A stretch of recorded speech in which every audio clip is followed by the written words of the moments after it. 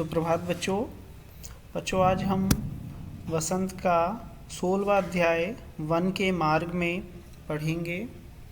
इसकी रचना इसके जो कवि हैं उनका नाम तुलसीदास है और तुलसीदास जी के यहाँ पर सवैया प्रस्तुत किया गया है। मैं आपको तुलसीदास जी के विषय में थोड़ा सा बता देता हूँ कि तुलसीदास जी हिंदी साहित्य के विशेष कवियों में उनकी गिनती की जाती है। इन्होंने राम काव्य को बहुत अच्छी तरीके से लिखा और इन्होंने ही संस्कृत रामायण का अनुवाद रामचरितमानस नाम से अवधी भाषा में किया है। तो बच्चों यहाँ पर जब आप लोग चित्र में भी देख रहे होंगे कि किस तरह से राम लक्ष्मण और सीता जी बन जाते हैं वनवास में, तो यहाँ पर वो सारा वर्णन यहाँ पर किया गया है। आप लोग चित्र में देख रहे होंगे कि राम और सीता और लक्ष्मण जी वन की ओर जा रहे हैं, नंगे पैर हैं वो लोग।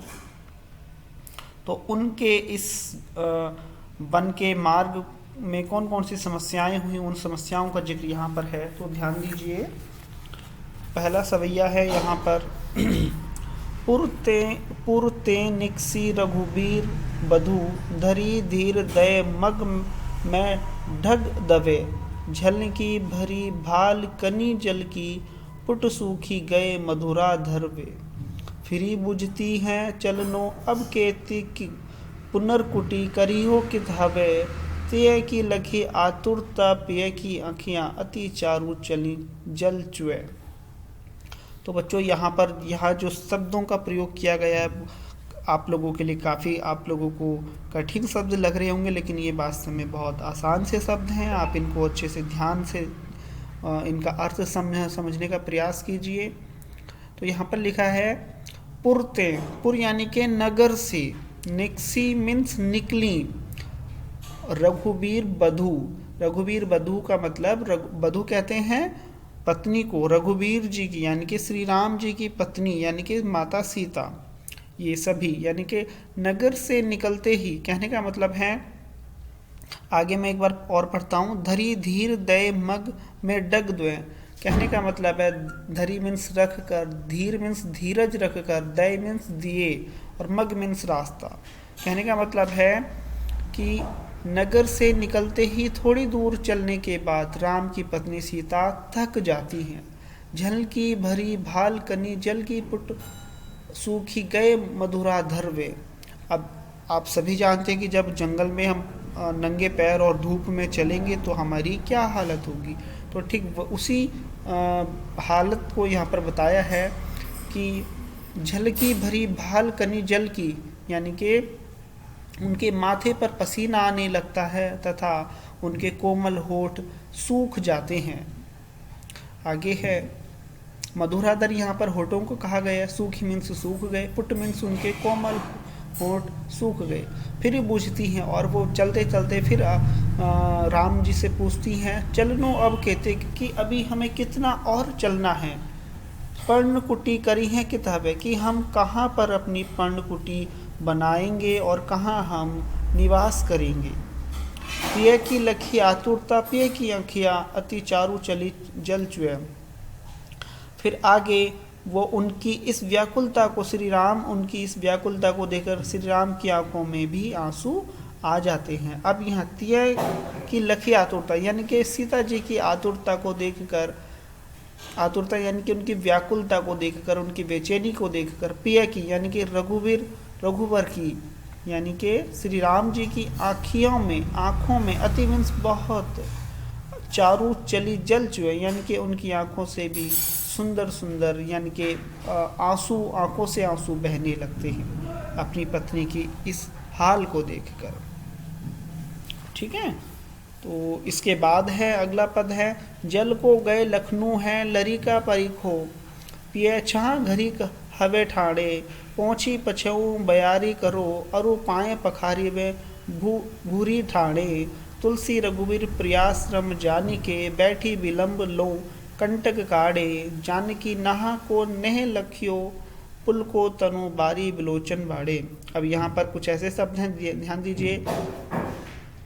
यहाँ पर सीता जी की व्याकुलता को श्री राम जी जब देखते हैं तो वो कहते हैं कि जल को गए लखनऊ हैं, यानी कि लखन जी को, लक्ष्मण जी को वो जल लेने के लिए भेजते हैं। लरिका मीन्स बालक, लड़का, ठीक है। और परीखो मीन्स इंतजार करो। छाया मीन्स छाया। घड़ी हवे ठाड़े, यानी कि अभी तो, घड़ी मीन्स एक घड़ी, यानी ठाड़े मीन्स खड़े होकर, है ना।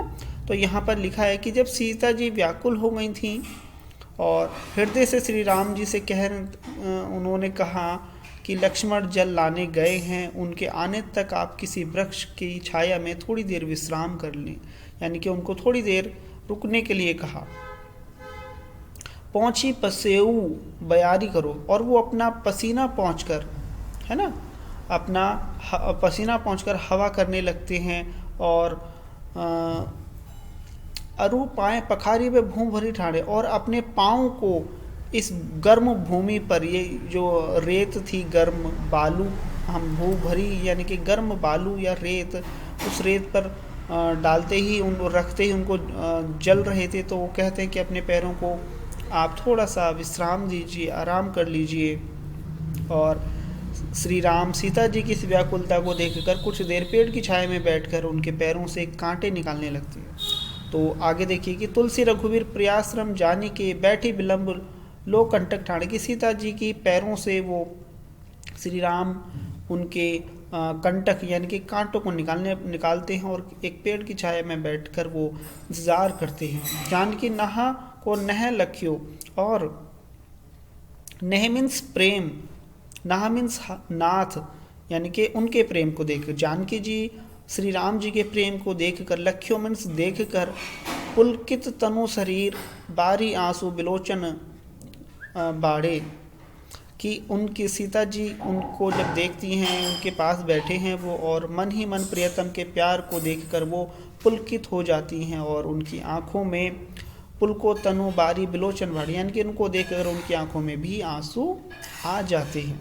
तो आप सभी बच्चे ध्यान दीजिए कि जिस तरह से वन के मार्ग में सीता जी को, राम जी को, लक्ष्मण जी को किन किन समस्याओं का सामना करना पड़ता है, उन समस्याओं को यहाँ पर बताया गया है तुलसीदास जी के द्वारा।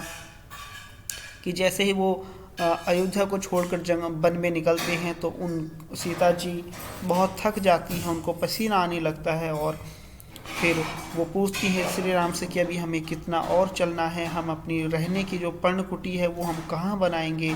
इस आतुरता को देखकर, इस व्याकुलता को देखकर श्री राम जी उनसे कहते हैं कि आप थोड़ी देर पेड़ की छाया में बैठ जाओ, चलते चलते आपके पैरों में बहुत कांटे भी लग चुके हैं और थोड़ा आराम कर लो। और लखन पानी लेने गए हैं, यानी कि उनको इस तरह का ढांढस उन्हें बंधाते हैं। और उनका प्रेम देखकर सीता जी भी अपने मन ही मन सोचती हैं और उनकी आंखों से आंसू निकलने लगते हैं। तो बच्चों इसको एक बार आप पढ़िएगा मन ही मन, और फिर इसके जो अगले प्रश्न अभ्यास है हम अगली क्लास में करेंगे।